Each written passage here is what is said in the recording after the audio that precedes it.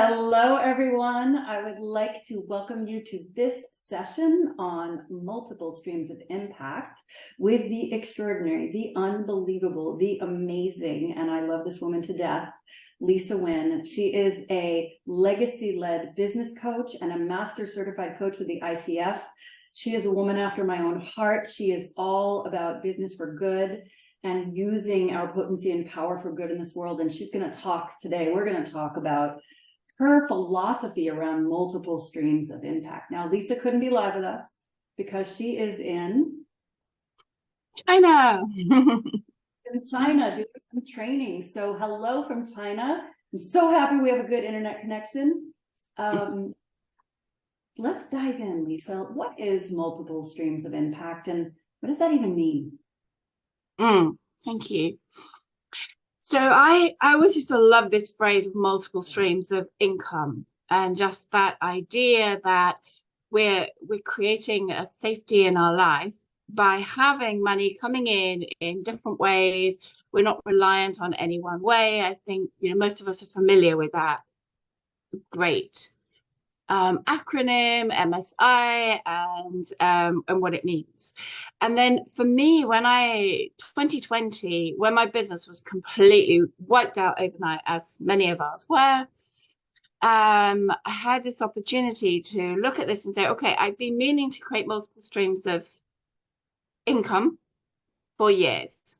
I'd said in 2019, next year, I'm going to ease back on the travel, do a bit more to create sort of multiple streams of income. And you have to be so careful what you wish for, right? So I don't take all the responsibility. In 2020, then, there I was with absolutely no business. It literally overnight, suddenly I went from multiple six-figure business flying around the world to couldn't pay my, I could pay my rent, but from my savings, right? So, for people who don't know, you were doing trainings to thousands and thousands of people. Tell us a little bit about this huge business that you had before we all shut down. So everybody understands like where you went, where you were, and where you all of a sudden were. Okay. So yeah, so 2019, I actually traveled 40 weeks of the year. And I'm talking long haul destinations. And then my family holidays were on top of that. So I was flying all across the Middle East, going to places like Iran, Dubai, all over there, and then traveling to the Far East, to the US, just basically you name it, Indonesia, all across Asia, delivering coach training and corporate coaching, leadership development work. I was doing huge culture change programs with companies like household names. It was just extraordinary, really. Even running a program on parenting that I'd been asked to, manifesting generator in my human design, of course. So I was getting to fly all around the world, working for weeks and weeks on end. Just one stage I stood on, we had 25,000 people, not all in the room, like about 5,000 in the room, and then 20,000 online, through to small groups. So getting to do this incredible life-changing soul awakening work. And then literally, because everything was reliant on me flying and being in the room with people, gone overnight, literally gone. Sorry? How did you handle that? I was talking to somebody about this yesterday, because I think, one of the things we don't really face or talk about enough or most is the cost that the last 3.5 years have had on us. Because for me, I went from just literally being in rooms with thousands of people, hundreds of people, dozens of people, whatever. I'm always being center of attention. which is great fun for me when I've got a mic. If I walk into a room and I don't know people, like I just want to dissolve. That's not for me at all. But if you take me in and give me the mic and I get to talk to people about something that matters, that's going to wake them up and give them a better life, and I'm full of that. So I was doing that and getting this, really having to manage myself to sometimes having a bit of time to myself, to being going into lockdown in a house on my own, in a street that I would never have lived in if it weren't for the fact that I was never there. So suddenly I'm locked up. Literally, that's what it felt like, you know, locked up. My income has just stopped overnight. I can't even go and visit my daughter or my granddaughter around the corner. There's all sorts of hell going on in this street that I live in that I can't switch myself off from. And I'm proud of myself for still being here, you know, but it was like we all had our own separate, well, most of us, I think. I know some people say they didn't, but I think we all had a separate hell on that, didn't we? Whether it was introverts suddenly in a house full of people, or extroverts suddenly, you know, no external contact, financial things, all you know, illness, fear. So for me, to be honest, the way I coped was I helped others through it. That was really what got me through. And I could look back and say that wasn't necessarily the healthiest approach, because I wasn't really looking after myself, but that was how I was looking after myself. That is what works for me. I have all sorts of nurturing, including the gate of nourishment in my human design. Like, this is what I'm here for, you know. But what was hurting most was that I could no longer make it a real impact on many people, because that was what was feeding my soul. And I remember at the time thinking, okay, so this is what I need to do. I need to understand this thing about online business, this thing about multiple streams of income. How do I create this? And I honestly had no idea. No idea. I only knew how to make money by being of service in person. I knew how to make a lot of money doing that. But sitting in my room, I had no idea. And I basically set about, if only I'd found you first, basically set about creating for myself, you know, a sort of virtual MBA on online business. And I remember I first spoke to a business coach who was making sort of multi-millions online. And she asked me, what really motivates you? And I told her, changing the world. And she said, yeah, I know, but what really motivates you? I said, changing the world, that I want to make the world a better place. And she said, I know what we're meant to say, but what is it that really motivates you? I mean, you know, and it was such a moment for me. And it was my first real experience in the online world. And I took a big gasp in, and it created like that trauma moment. Like, oh my God, is that what this is? That we say that we have this important big why so that we can make money, and the real motivation is making money. And then I sort of sat down with this idea, and I came up with this concept of multiple streams of impact. And I thought, how fun would it be to learn a load of different ways to make impact, and to use all of this information, to learn from all these business coaches, all these online marketers, to use that to change the world. How amazing. If people are using all this information to make themselves millions of pounds or dollars, then we can have some of that for the change makers. And then the more I looked at this, and you know this, I absolutely know that also, when I'm looking at those people whose focus was making money, also the way that they're spending money is deeply damaging in many ways. And You know, there's no, talk a little bit about that, Lisa, because some people don't know how the luxury goods market, particularly luxury clothing, luxury goods in general, don't understand how that is actually deeply damaging. So can you just give us a little primer? yeah, of course. And I know that you're sort of can add loads to this, but um, I mean, for instance, if you look at gold, so I did a load of research on this recently. Which of the gold sellers in the world are working ethically? It's almost impossible to know. This is what's so fascinating because most of them pay one organization to confirm the ethics of the gold that they're buying. That organization is so far from transparent. You can't actually see how much of this of the gold that they're buying comes through different ways. There's no way Right, of for tracking. corruption. Yeah, it's just, and then when you look at, and then if you Google how is gold mined, you can see, child labor, slave labor. Even if people are being paid, what are they being paid? And what conditions are they working under? Mhm. You know?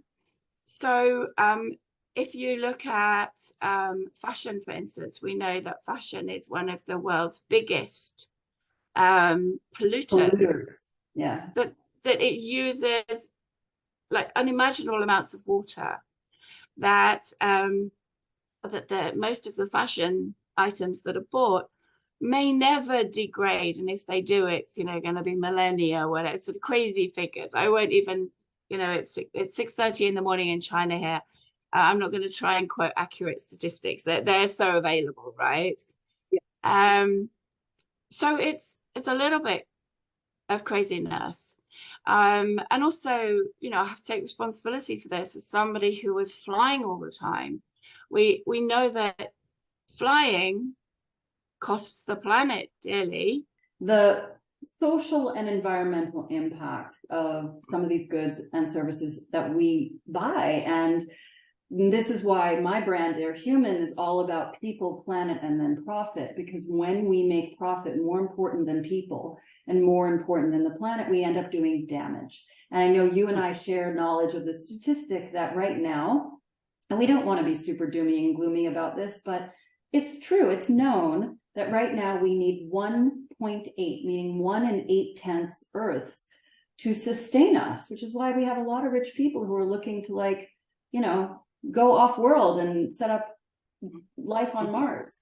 And so you were talking about plane travel and how plane travel is very damaging to the planet. And yes, you can buy carbon offsets, and I do every time I fly. And it's important to do that stuff like that. But you all of a sudden start looking at life and you're like, oh, I'm sitting still. Now what? How can I look at this differently? So that's where we were. Thank you. Thank you. So, and there is this element of how do we live on the planet? Because here I am, it's first time in 3.5 years, but I have flown all the way to Shanghai because I know I'm going to make a massive impact when I'm here. I have a plastic water bottle. I had a moment, I thought, I'm going to fill up my drink bottle rather than have a plastic water bottle while I'm talking about multiple streams of impact. But the reality would have been that I would have had to fill up my water bottle from my plastic bottle because I can't just pour the water out of the sink here. So there are elements that I can't go without water because I'm saving the planet, So it's really this case about finding a way to live, making sure that the impact that we make, if we look at impact sort of holographically, can I live in a way that has a positive impact on myself? That I am living in a way that is sustainable. That means I have the energy to get up when I haven't really slept because of the jet lag, and have this incredible conversation, and go to work this evening and like teach 300 people I'm teaching about how to get money to listen to you this evening. How cool is that? It's the topic I was given. And then spend 5 days teaching. You know, in order to do that, I need to be healthily well fed. I need to have slept comfortably. I need enough water. And we have this gorgeous model that I teach, that I use within multiple streams of impact and in my coach training, which is the idea of levels of potential. So I have to start with personal potential. If I'm not living my personal potential, I'm not as much use to the world as I am. So all of those things, all of those self-care items, learning to, and this has been, you know, this has been one of my life's journeys, and I am bloody proud of myself for how I've traveled this, to learn to fall truly, madly, deeply in love with myself. Because if I'm not prepared to love myself, I have no groundedness in love. To love everybody in the world apart from myself is a form of insanity, right? So to learn self-love, to say, what am I naturally extraordinary at? What are my superpowers? And to hone those. So all of this for me sits within personal potential. And it's the first pillar of multiple streams of impact. Without that, I can't go anywhere. And certainly not for very long and very powerfully. And then we have this idea of greater potential. So greater potential is what I can do with my time and resources. So you know, and this is where so much caregiving and change making happens, right? So this is the community outreach person. This is somebody who is extraordinary in their team. I can give as much as I can give, up to the extent of the amount of personal resources I have available. And it's a beautiful level of change making. And then we have the level which I think most of the people that you and I probably work with, or certainly who are inspired to come in to work with us in our different spaces, is what I call profound potential. So profound potential is where this is now bigger. You know, like this is profound potential, right? Because hundreds of people have come in, lots of different speakers coming together saying, come and listen to each of us. And then it becomes a movement, and the world starts to be different because of this potential. And maybe you write a book in it. It's like my book is translated into Chinese and it's in English. And so the potential starts to grow. And then at some point we have this moment where we click into what I would call pure potential, which is where the human collective consciousness shifts. So if we put that into the context of, say, my water bottle, in personal potential, I might decide I'm eradicating single-use plastic from my life. If on the odd occasion I have to use one, I'm going to recycle it properly. But I'm going to use all my superpowers to make sure that I do not have single-use plastic in my life. Cheers. Sure. And then in greater potential, maybe I'm teaching other people how to do that. So I might, one of my clients set out to get rid of single-use plastic in her town. And she was teaching all her friends, and they had a local like gathering where they had lots of food trucks, and all the food trucks came and did no sort of recycle, no single-use plastic. They really did an amazing job.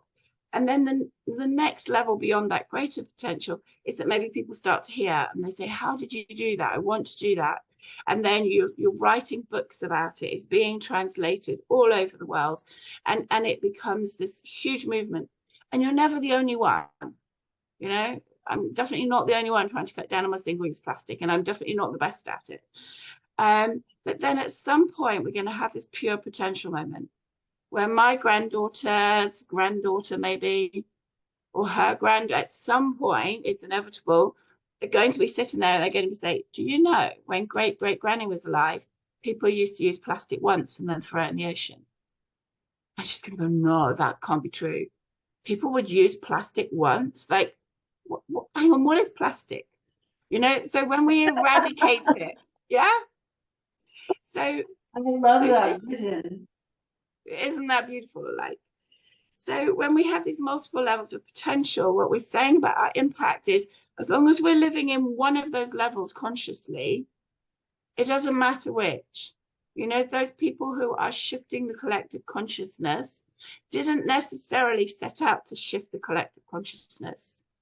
Sometimes what happened was they sort of did something in a special way, and then people noticed and called them out on their amazing behavior, and they started teaching it, you know. Mhm.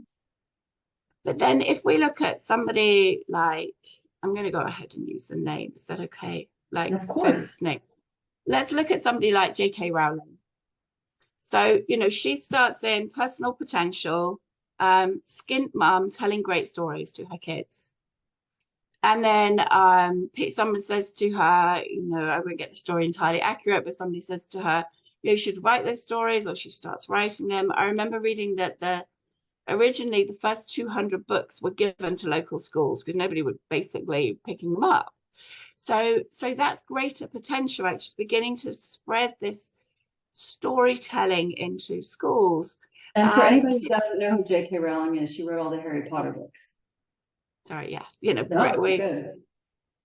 so so then children are starting to read, you know, kids that have never read a book before and have had any interest in reading on their own, starting to read. So it's beginning to come into profound potential because she's then you know, being translated into I don't know, hundreds of languages. Kids all over the planet suddenly are wanting to read. And almost one of the bigger elements of this, when we really look into pure potential, is that so many adults reconnected with the concept of magic. So many adults reconnected with magic. You know, I was working Warner Brothers with one of my clients during that time. And I remember the panic as they realized the 10 years of the films were going to run, of the books were going to run out.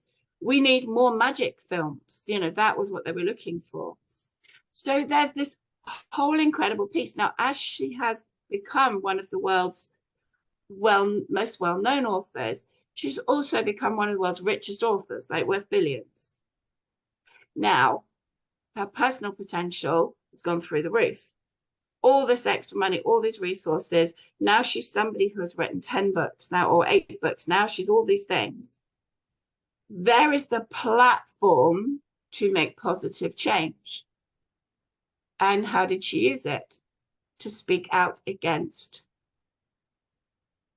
minority factions that she didn't agree with. And she spoke out a lot against trans people, against sort of lots of gender issues. Yeah. And all of those people who had been made famous by her books and by acting in her films immediately distanced themselves from her. Like, no, this is not our.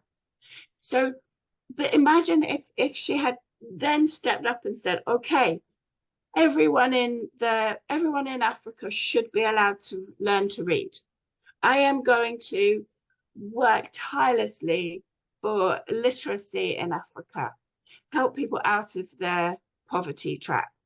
Imagine if she had said, everybody deserves the same amount of magic in their life. Yeah, but she didn't.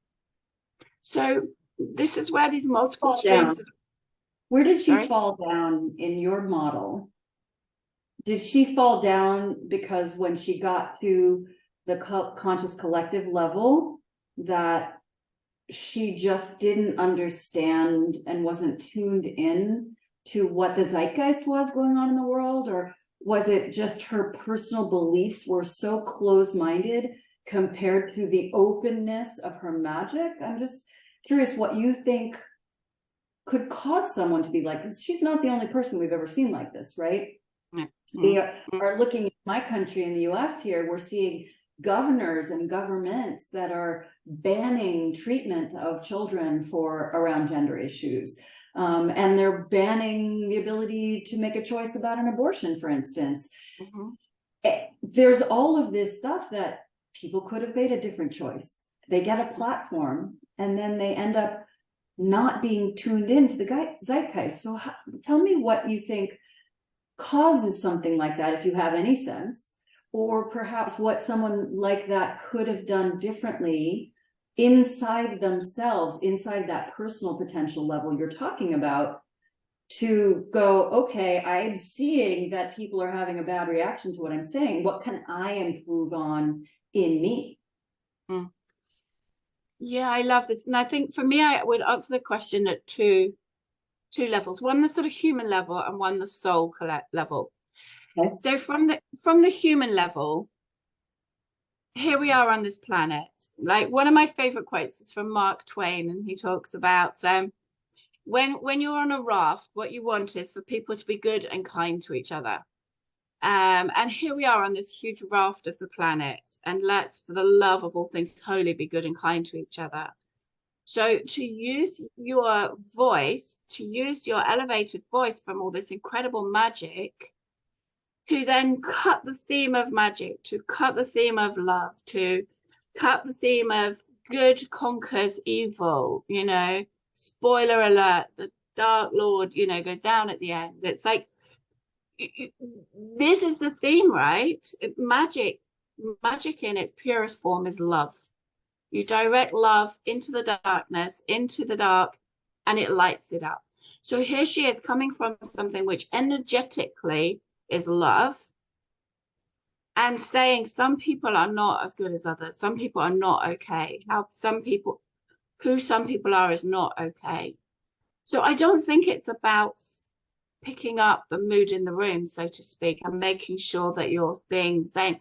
I think it's about being a human that cares about other people, and at the end of the day, at some point, who you are shines through, and so what happened was all of these people fell in love with this extraordinary magic where love overcomes evil. I mean, the whole reason Harry Potter is alive is because his mother loved him, and the Dark Lord couldn't kill him because he was so loved, right? That's the most potent message. And then to say trans people, are not okay effectively. It's like, it's such an extraordinary, energetic pow in the face. Yeah.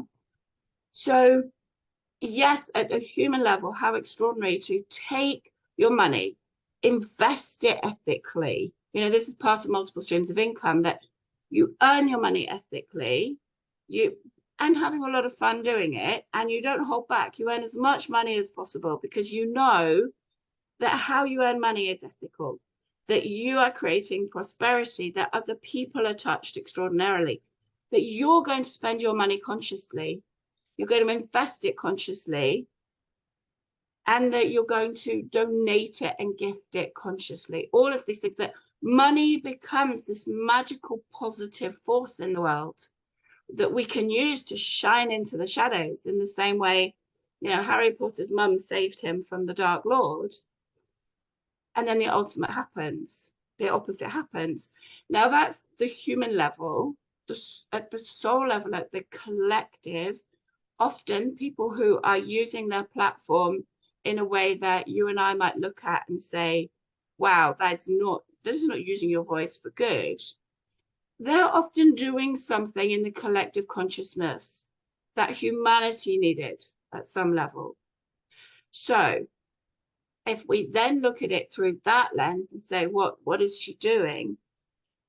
Every single young person that starred in that movie, that has hundreds of thousands of followers, millions of followers around the world, came out and said, trans people are people, that we love everyone, that love is the way.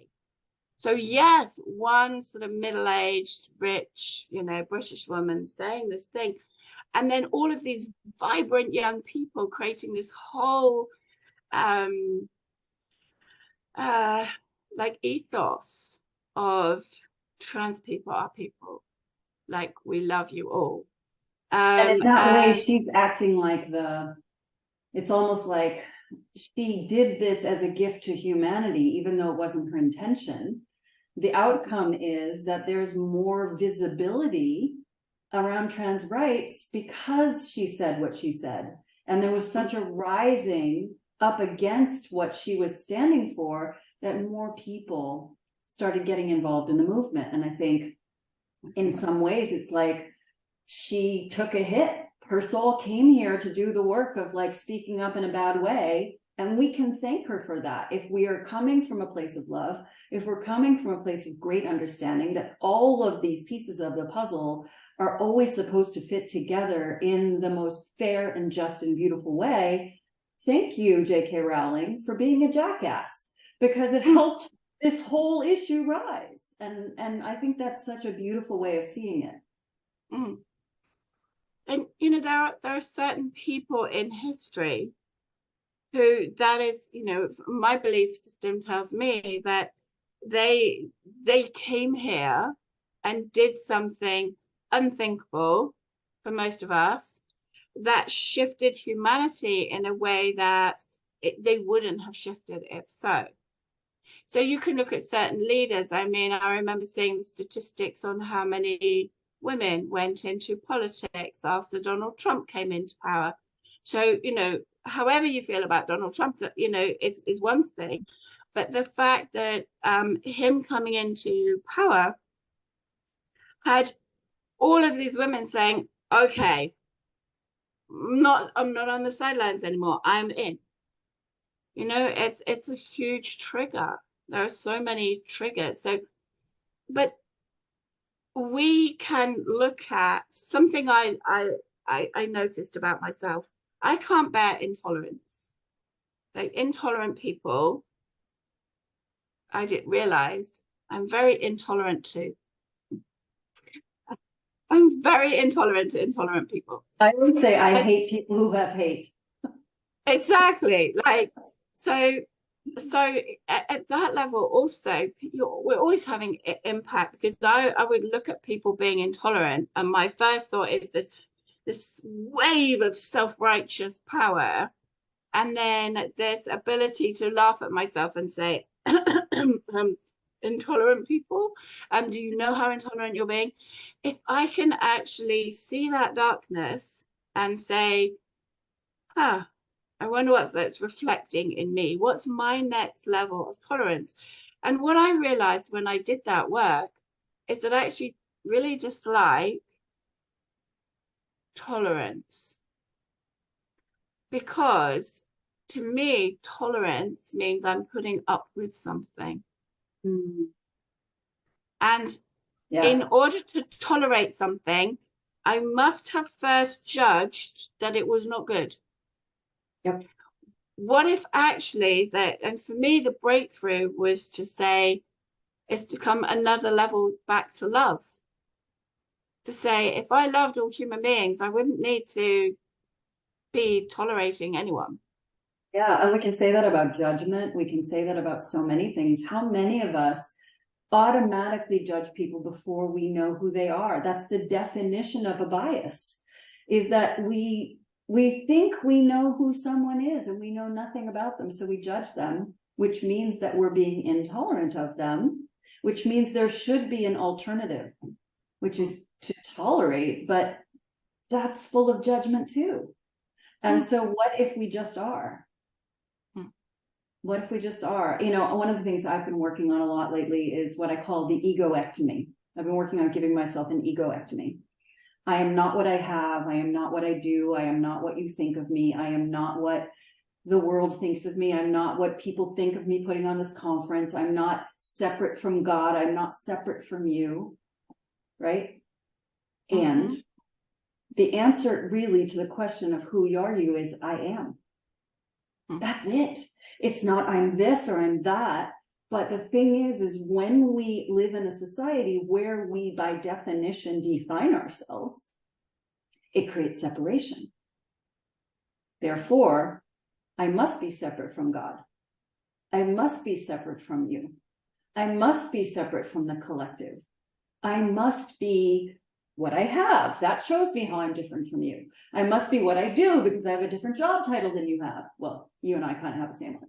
But, you know, and I think that this is such an important thing as society continues to progress and be able to even for individuals to take on your brilliant model of these levels of impact.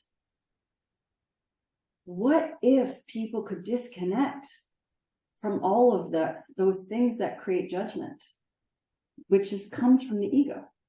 It does. And I think, you know, we can also have fun being human about it as well. Because, you know, like, because we're all, I completely agree with, like, there is no disconnect, there is no separation. And we are all, as Buddhism would call it, we are God's seed. But, you know, all flowers are flowers, but boy, do they look beautiful in their differences. And if you look to the root of the word abundance, it comes from abundare, which means to rise as a wave, which is so beautiful, right? Wow. Literally, it comes the root of abundance is that's what it literally break it down. It means to rise as a wave. So if we come back to the sort of particle and the wave in physics, and we say, yeah, that we are the wave, but I get to be the particle as well. I get to create tension. I get to call people forward. I get to say, hey, other particles, let's go on this wave. Let's create this. And by being more self-expressed as somebody who is not separate, this for me is the beautiful sort of paradox. That if we're really going to change the world, we have to be able to hold paradox. That the paradox is, yeah, we are all connected, we are all the one, and we are the particle. And when you stand up, like you're the driving force, the force in this gorgeous summit. And so we all come in and say, yes, let's rise as a wave. But we did that because you stood up. Now, at some level, I think we judge ego as something which is a bad thing because we think of egotistical, you know, but, you know, at some level, your soul and your ego said, hey, babes, let's do this. Like, let's lean into who the hell we are. I know that I am an extraordinary change maker. I know my heart is huge. I have all this amazing tech knowledge. I have these great people. Let's do this. So I think there's a difference between, like in human design, for instance, this is just a nice analogy, that the ego is a motor. It's a motor center in human design. Yeah. Today, I love it. Yeah. So if you're coming at it from, I have to prove myself, I am the big I am, you know, that's the low frequency of the ego center. The high frequency of the ego center is, this is fun. Let's compete for fun. Let's not make it mean anything. Let's not mean if I win, you lose. Like, it was a game. It was just a game. And it doesn't mean that I'm better than you because I won and you lost. Like, if we can bring that level of that frequency of competition to the world, that's a lot of fun. It creates a lot of energy. So I absolutely agree with what you're saying. And I think also, like, the ego gets some bad rap because it's what keeps us alive, right? At the end of the day. It really does. And, you know, the funny thing is, as I've been questioning it myself and really going through this, like, all right, how much does my ego control me and how much do I control my ego? Control being a funny word there, but every time I question it, the universe kindly delivers me exactly the messenger to make me challenge my premise, right? It's like, oh, I'm giving and I'm, you know, open, and then someone wants to take too much, and I'm like, is that my problem? Is it their problem? Is there no problem? Why are our emotions get in? Like, how do we manage all this stuff? I don't know why I just went fuzzy. Sometimes the camera does that. But I think what it comes down to at the end of the day is, how do we manage our own emotional intelligence as we go through these conversations? And when we make it about us, ourselves, not in the self-care way, not in the balanced way, but we make it about ourselves because we're broken or we're hurting or we don't have self-worth, we don't have self-confidence. And so we are trying to prove ourselves and prove our might, prove our smarts, prove our beauty, prove our popularity. then our ego can run away. Mm. As opposed to, I am who I am.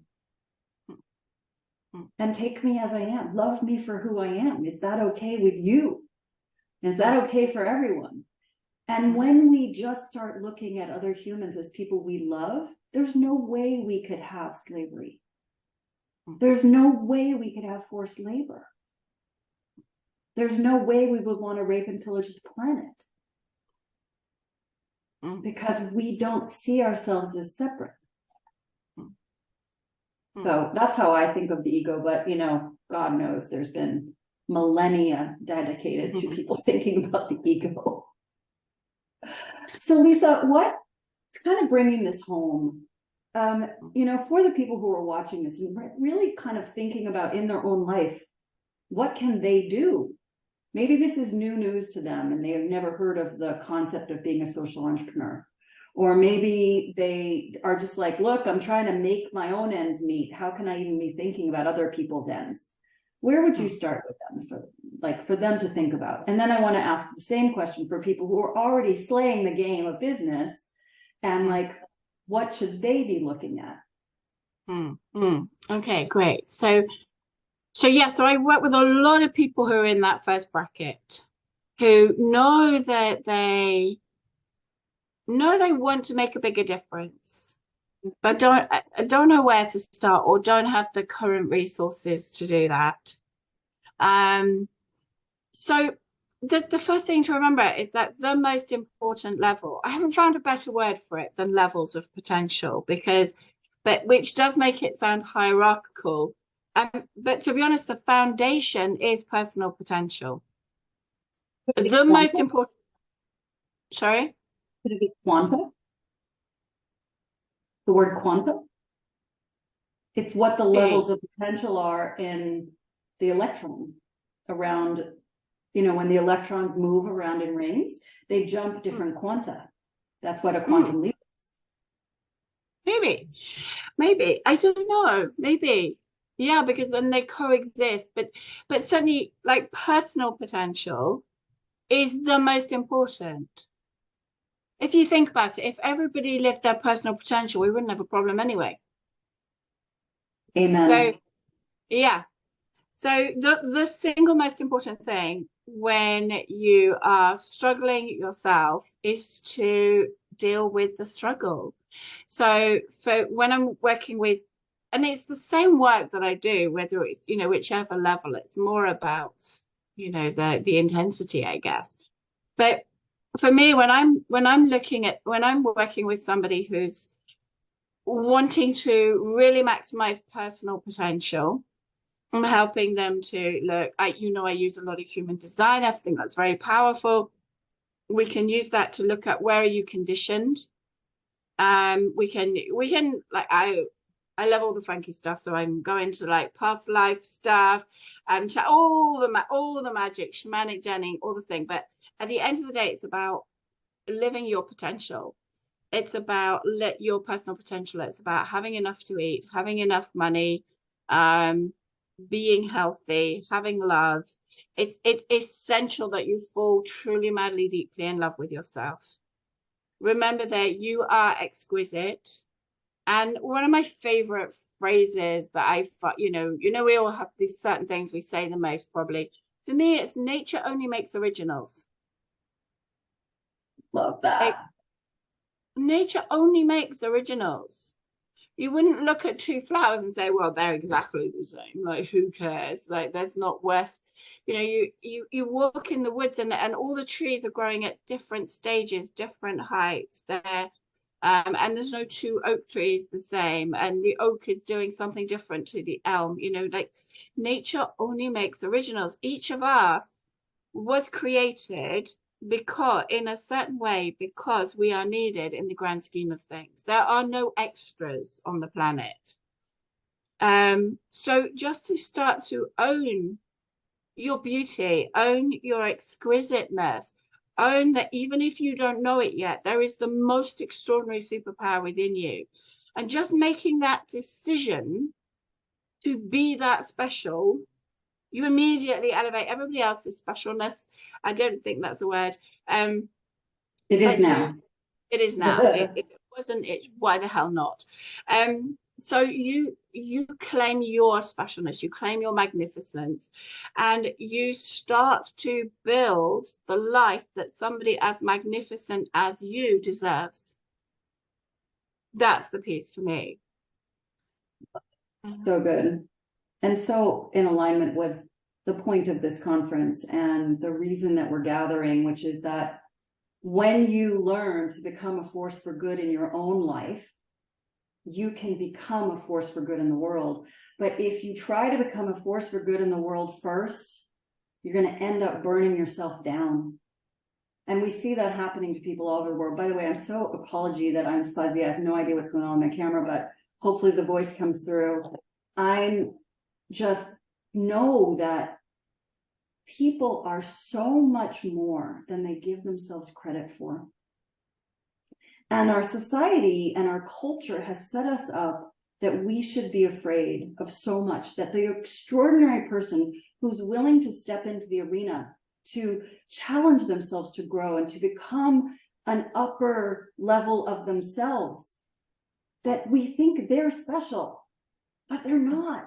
They're just the same as you and me and everyone else. It's just they've decided to take the step and screw the circumstances and see what happens. And I think that's what you're saying is like, embody that beauty in you and then start from there, not from all the worry that you have about what other people think of you.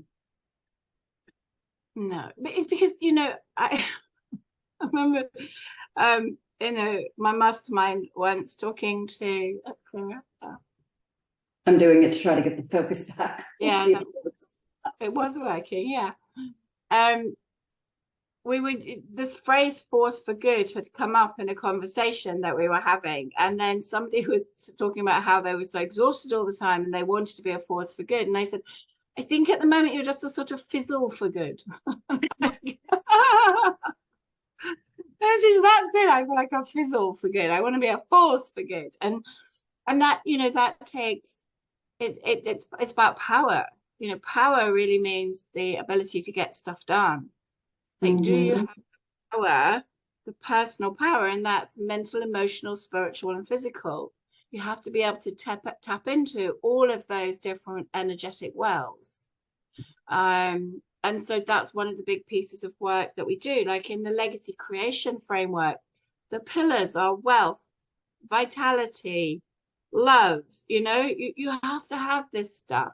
And then business acumen, those things. So, and I think, you know, you sort of raised the question as well about people who are, if you like, further along that, almost like further along the journey or a different stage. I think for me, one of the things really important to recognize is it is absolutely a journey.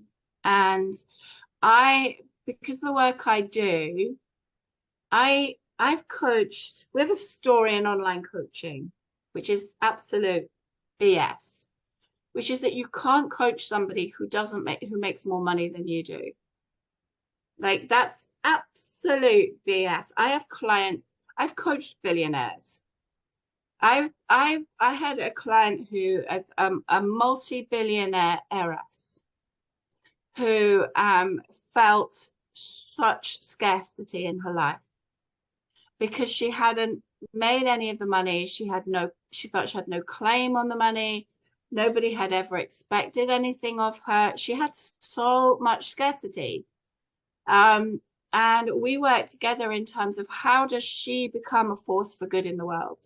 You know, she was even ashamed to spend the money that she was inheriting because of the way it had been earned. So she was, you know, some years ago, we had the most amazing coaching relationship.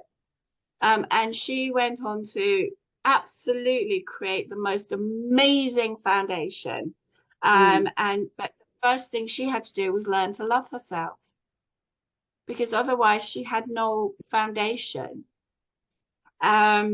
And your self-worth is not the worth that's in your bank account. I think at the end of the day, your self-worth has nothing to do with money. And I think that's a perfect example of it. That, you know, people can have tons of money and still feel terrible about their lives. And we don't, that's not healthy. And we want people to be healed. So I love this, that you're sharing this story, because it matters. Yeah, and all that money was sitting in like hedge funds and all sorts of things, and in that business. It was invested in organizations she had no conscious awareness of. Mm. One of the first things she did was she went and had a look at, where is my money invested? Like, I know how much money I'm making per day from these funds. And it was like in ridiculous amounts of money per day she's making. But the money was invested in companies that she realized use slave labor, child labor, that support prostitution, that were draining the water supplies of the planet. So one of the first things she did was really go to a different investment broker and say, I want the highest level of ethics on all my investments, just like that. She was able to make sure she was using the money better on herself, that she was looking after stuff. She was buying bottles, she was drinking champagne that was costing, thousands, because that's expected of her. And she said, bless her, she said, don't really like champagne. I prefer Prosecco. I'm like, well, why bloody Prosecco? It was, and then and none of that money would have found its way into the foundation that she then created if she had not learned to love herself first, because she didn't think she was worthy of managing that money. Now that's going to the other extreme, right? But I work with so many successful entrepreneurs who are earning a lot more money than I am. A lot of my clients earn a lot more money than I do, like multiples of, like zeros on the end. But they're tired, they're miserable, they're unhappy, they're in scarcity. I remember like here in China coaching this sort of guy in his like mid-50s, and he arrived with this beautiful, very young wife, who was, just sweetest young woman.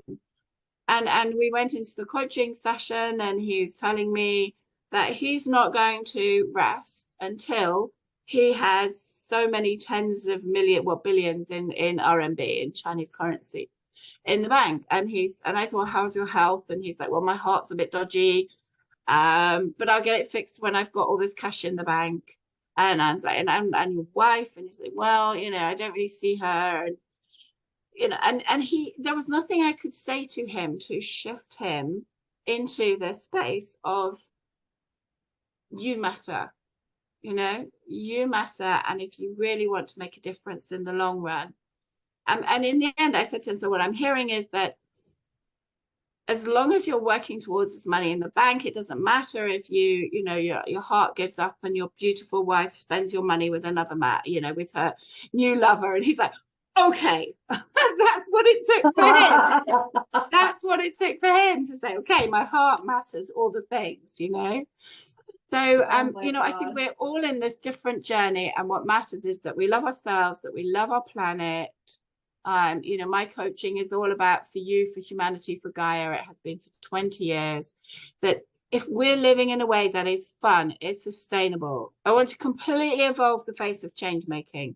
I want people to look at you and me and my clients and all the change makers and go, holy mother of God, if change making is that much fun, I'm in. Like, let's make change making something that isn't about hair shirts, that isn't about like not being able to drink water because you didn't, you can't get to stuff that's not in plastic bottle. Let's make it about living our lives powerfully, consciously, together, and then that abundare, that let's rise as a wave. For me, that's living multiple streams of impact. I don't know about you guys, but like, wow. All I can say is wow. And I've known you for a couple of years now, and every time we gather, I'm just always so inspired by you.